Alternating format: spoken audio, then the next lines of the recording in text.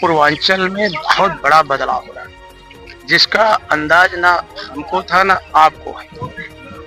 ये रात में जगह जगह हमारे पास फोन आया, विशेषकर जो हमारा दलित मतदाता है, आज और रात में फैसला लिया कि हम पूरी तरह से एकजुट होकर के इंडिया गठबंधन और समाजवादी पार्टी के पक्ष में वोट डालेंगे। अभी मेरी और भी कई जगहों पे बातें हुई। पहले लोग बड़ी भाग दौड़ करते थे, मुझसे कहे विधायक जी वोट डालने दीजिए। सब लोग लग करके केवल वोट डालने में लगे हुए हैं। जो पिछड़े हैं, दलित हैं, अल्पसंख्यक हैं, अगड़े में जो समाजवादी सोच के हैं, जो बेरोजगार नौजवान है, जो कुंठित था, उसे एक आशा की उम्मीद इंडिया गठबंधन दिखाई दे रहा है। जो किसान है, मजदूर है, व्यापारी है, बुनकर है, जो घनघोर निराशा में थे, जिनका भविष्य खासकर उत्तर प्रदेश की पुलिस की परीक्षा का पेपर आउट कराना, ये मान लिया गया कि उत्तर प्रदेश की सरकार नौजवानों के सपनों को तोड़ने का काम कर रही है। अगर हम एक पेपर नहीं, कई पेपर आउट हुए। सरकार छोटे छोटे केसों पर बुलडोजर चला देती है, लेकिन जो इतने बड़ी परीक्षा का पेपर आउट कराया, आज तक उस पर कोई प्रभावी कार्रवाई नहीं हो पाई। तो आज सब लोग मिलकर के एकजुट होकर के आप देखिएगा जो परिणाम आएगा, भारतीय जनता पार्टी का कहीं आता पता ही नहीं चलेगा।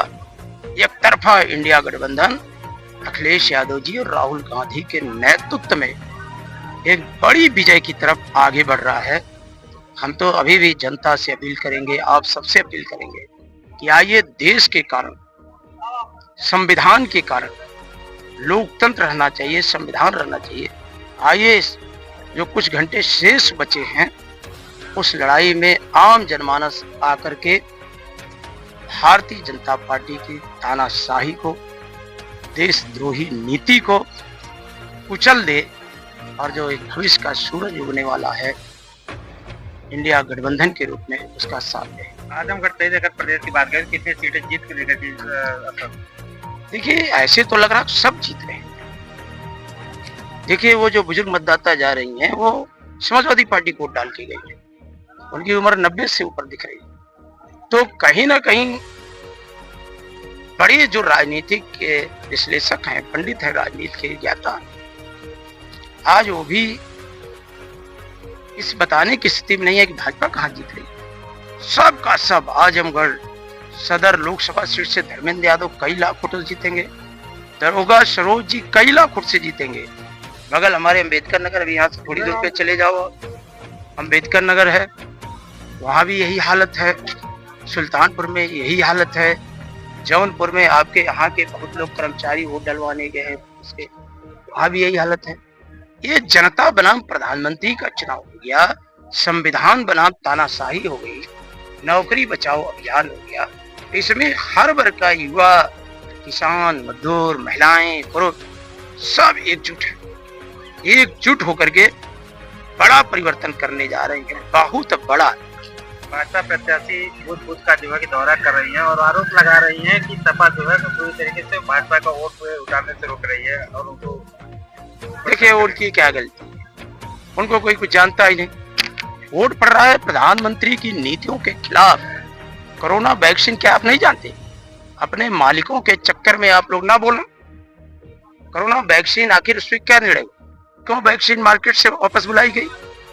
क्या कारण है कि उस वैक्सीन बनाने वाले ने हाई कोर्ट में उपस्थित होकर के कहा कि वैक्सीन गलत बन गई, 40-45 साल से कम उम्र के लोगों के ब्लड क्लॉटिंग होगी, थक्का बन जाएगा, उनके हार्ट अटैक की संभावनाएं ज्यादा रहेंगी। तो ये क्या इतनी जनता को मूर्ख समझते हैं? अब की जनता इनको ऐसा निपटाएगी कि भारतीय जनता पार्टी का कहीं अता पता ही नहीं चलेगा। प्रत्याशी से यहाँ कोई क्या मतलब है? ये देख नहीं रहे हैं कि कैसे कैसे लोग ढो ढो के एक मतदान में सहयोग कर रहे हैं। मतदान भी बहुत प्रतिशत बढ़ेगा। तो ये कोई आज के देश की आजादी के बाद ये पहला चुनाव जो जनता लड़ रही है। हमने वो 77 के कार्यकाल नहीं देखा था, लेकिन अपने जीवन का, मुझे भी 3 बार विधायक बनने का अवसर मिला है, मैं अपने जीवन का ये पहला चुनाव देख रहा हूँ जहां जनता चुनाव लड़ रही है अपने बेटे को नौकरी के लिए, सस्ता इलाज के लिए। महंगाई की मार से जो जनता परेशान है, आए दिन परीक्षा का पेपर आउट हो जाने से जो युवा कुंठित है, आज वो अपनी जिम्मेदारियों का निर्वहन कर रहे हैं।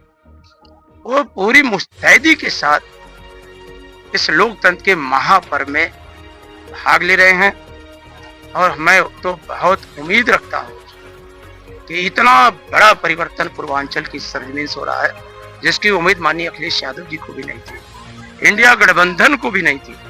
हम सब की सब सीटें जीतने जा रहे हैं।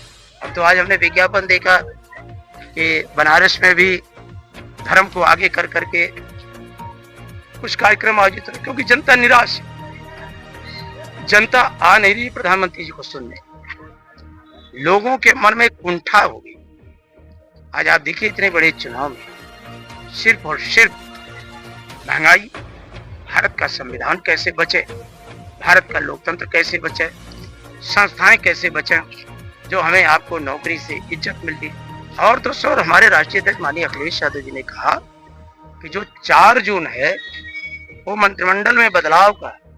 पेट्रोल से 100% मुक्ति। आजमगढ़ में जॉय ई बाइक खरीदने और डीलरशिप के लिए संपर्क करें 9695366061। पता यूनिवर्सल मोटर्स, नरौली, आजमगढ़।